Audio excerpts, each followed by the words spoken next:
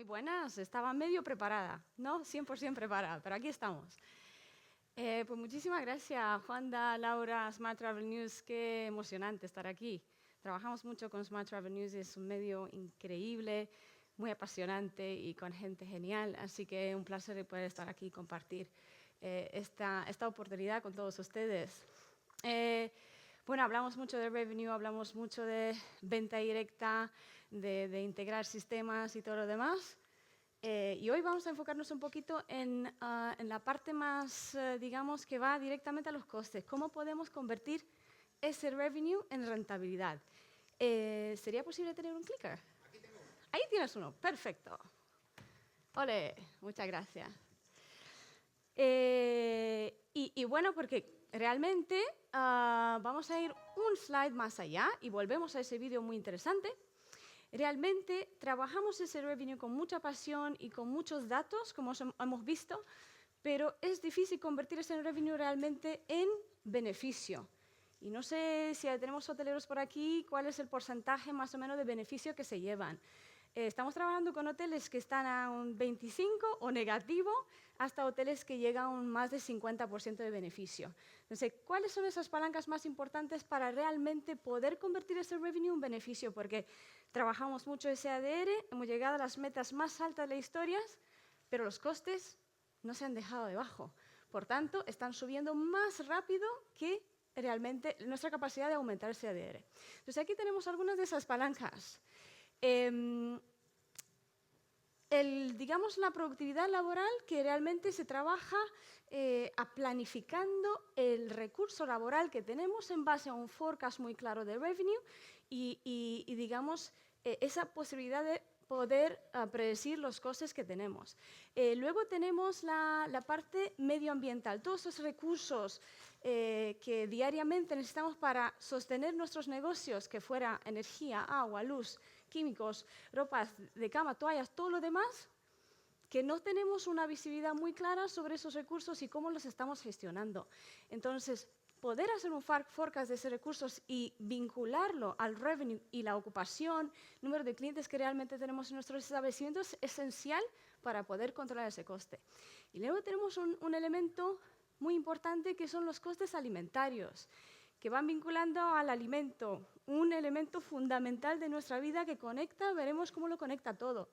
Y hay un elemento aquí que es también primordial, que es la parte de gestión de desperdicio alimentario, que ya veremos cuánto de fundamental es para poder controlarlo, porque es uno de los generadores o, digamos, aceleradores de huella de carbono y del cambio climático más altos del mundo.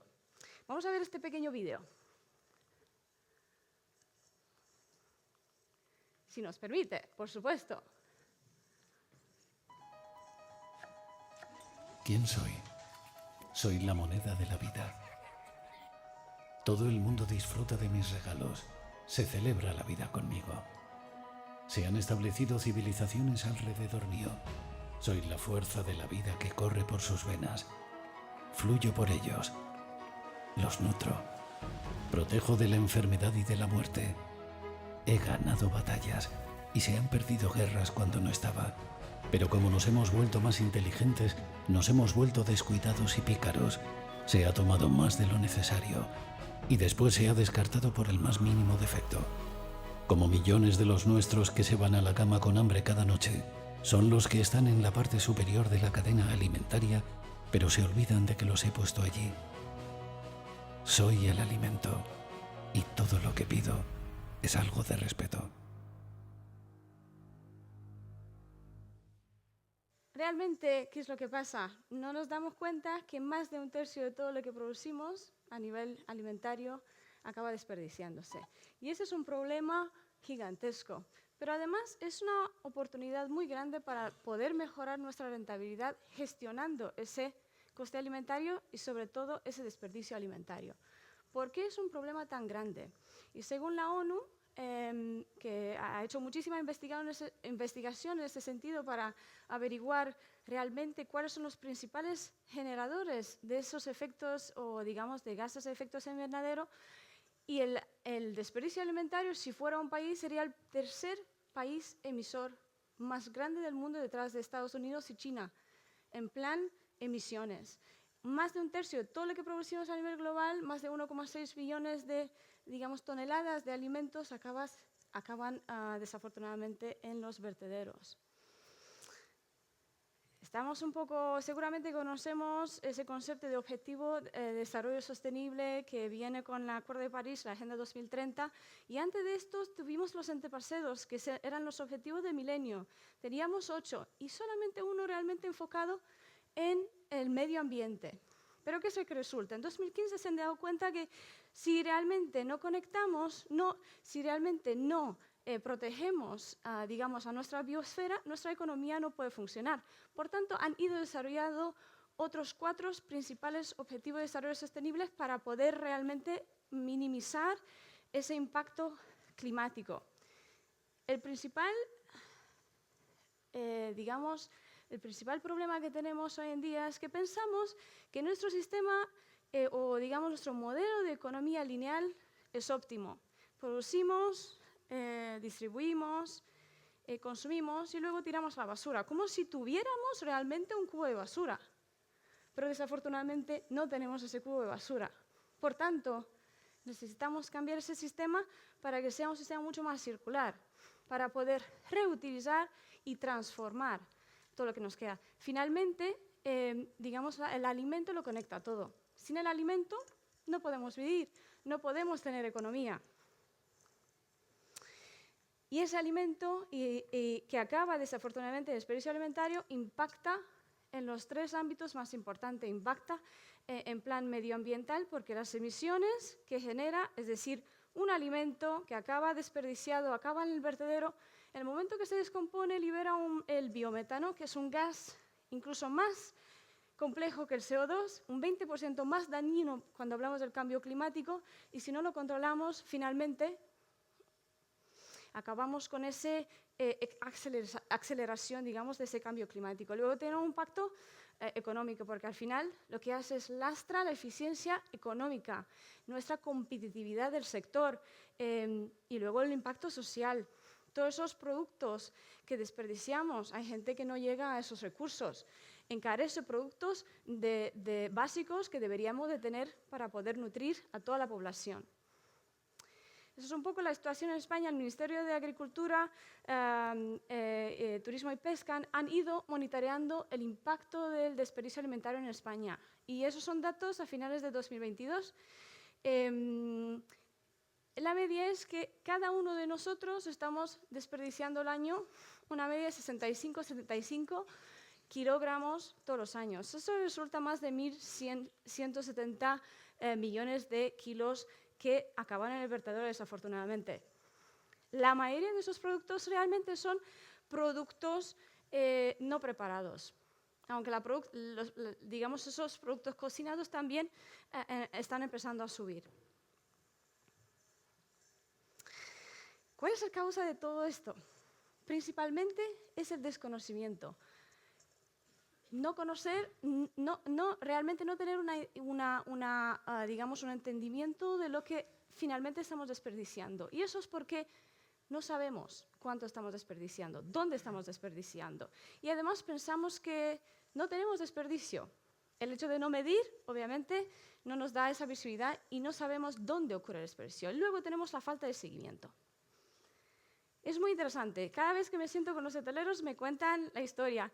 Tengo el buffet, seguramente que ese es el foco de mi desperdicio alimentario. Pues resulta que no necesariamente.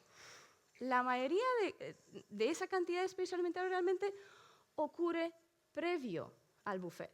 Más del 50% de ese desperdicio ocurre antes de llegar al buffet. Es decir, todo ese recorrido del alimento desde la compra, la planificación de compra que hacemos, la recepción, la distribución, el almacenamiento, cómo están nuestros equipos de almacenar, luego la preparación, cómo manipulamos, cuál es el mise en place que hacemos con ese alimento cuando llega al buffet. Y finalmente, el plato del cliente. Obviamente es muy importante concienciarlo y que podamos obtener su compromiso también, porque ese es un problema que nos afecta a todos. Todos estamos aquí para mejorar rentabilidad, pero sobre todo ser mucho más sostenibles si queremos tener un futuro para nosotros y para nuestros niños y nuestras generaciones que volverán. Bueno, básicamente, ¿cuánto de sencillo es entender mi desperdicio alimentario? Hay que responder a 5 preguntas. Lo primero, si tenemos diferentes establecimientos de alimentos y bebidas, pues ¿dónde estamos midiendo? ¿Dónde ocurre el desperdicio? Pues en el restaurante principal, a la carta, en el buffet, en la cafetería, el bar, etc. Luego, ¿en qué momento del día? Si estamos preparando el desayuno, almuerzo, cena, ¿por qué? ¿Es un deterioro? ¿Es un desperdicio que resultante de la preparación? O tal vez es un desperdicio resultante del plato del cliente o del buffet. Y luego, ¿qué estamos desperdiciando? ¿Cuál es ese alimento? ¿Es verdura, es fruta, es carne, marisco, lácteo? ¿Qué es que estamos desperdiciando y cuánto? Es muy importante poder tener esa trazabilidad. Una vez que creamos, digamos, una base de datos o una línea base de ese desperdicio, ya podemos sentarnos a analizarlo. ¿Dónde se encuentran esos focos para poder crear un plan de acción donde con pequeños cambios podemos mejorar esa operativa y reducir ese desperdicio? Y uno de los aspectos más importantes es, finalmente, ya veremos, es el KPI. ¿Cómo medimos ese desperdicio? Muchas veces miramos el desempeño de nuestras organizaciones en base a cuál es el porcentaje de coste alimentario que tenemos en nuestros negocios. Es un dato importante, pero resulta que seguimos tirando a la basura más de 25-40% de lo que compramos, que es muy duro. Por tanto, necesitamos KPIs mucho más enfocados que nos indiquen realmente cuál es el desperdicio por cubiertos en gramos. Y la FAO indica que estamos hablando de una media, FAO, que siendo el brazo, digamos, de las Naciones Unidas, que es mucho más enfocado en esta línea, estamos hablando de 150 a 250 gramos por cubierto. Eso quiere decir, no el plato del cliente, sino todo el viaje alimentario desde la compra hasta que acaba, digamos, en la basura, en el cubo de basura. Y luego también muchas veces pensamos que, digamos, no tenemos desperdicio, como habíamos comentado un poquito, pero si miramos un poco nuestros negocios y empezamos a, digamos, entrar a medir ese desperdicio, nos damos cuenta que puede llegar hasta un 14% de esos ingresos que generamos en nuestro F&B.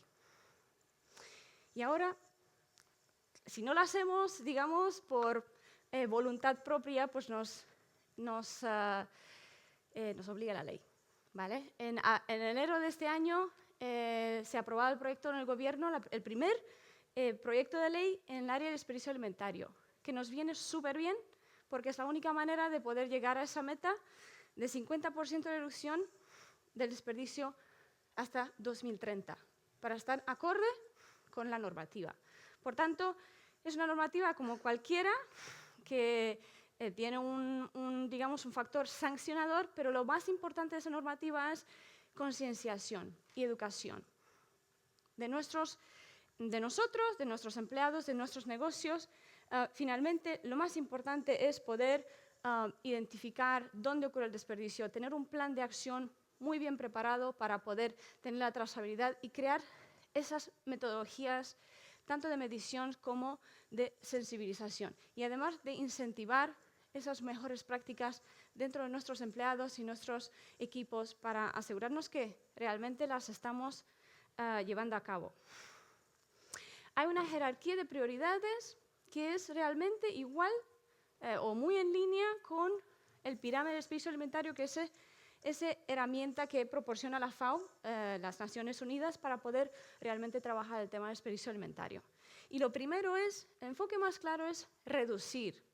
Pero para reducir necesitamos medir, crear ese plan de prevención, y la prioridad máxima es alimentar al sistema, nutrir al sistema, asegurarnos de que no estamos creando un desperdicio cuando tenemos un alimento que realmente todavía lo podemos utilizar, lo podemos redistribuir,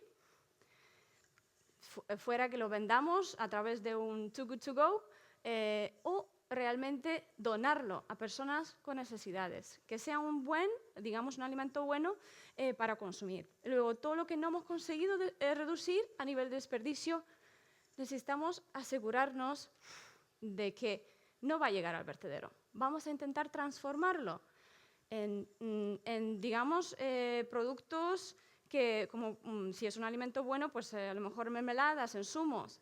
Si ya es un desperdicio, transformarlo a través de la biodigestión en energía verde, en biometano, que podamos alimentar nuestra cocina. Con 1 kilogramo de pan alimentamos nuestra cocina 1 hora con gas. Por tanto, es utilizar, reutilizar, transformar para poder crear esa circularidad. Lo último es el compost. A veces me siento con los hoteleros y me dicen, Cristina, vamos a comprar una máquina de compost. Perfecto, pero ¿qué han hecho antes de llegar al compost? Nada. Entonces, hay que seguir esa jerarquía de prioridades y aquí tenemos realmente un programa premiado por la ONU por la bajada integral de emisiones, que es The Pledge on Food Waste, súper alineado con esos ODS. Está vinculado a 7 pilares claves que nos permiten identificar cuáles son los pasos más importantes. Sensibilización, concienciación, sobre todo, y asegurarnos que tenemos un sistema que nos indican y claramente podemos monitorear, podemos identificar esas mejores prácticas para poder trabajar un plan muy concreto y trabajar con el consumidor muy de la mano. Y por lo último, para cerrar, hemos ideado a través de ese programa también el futuro, el nuevo estándar, digamos, de la gestión de eventos.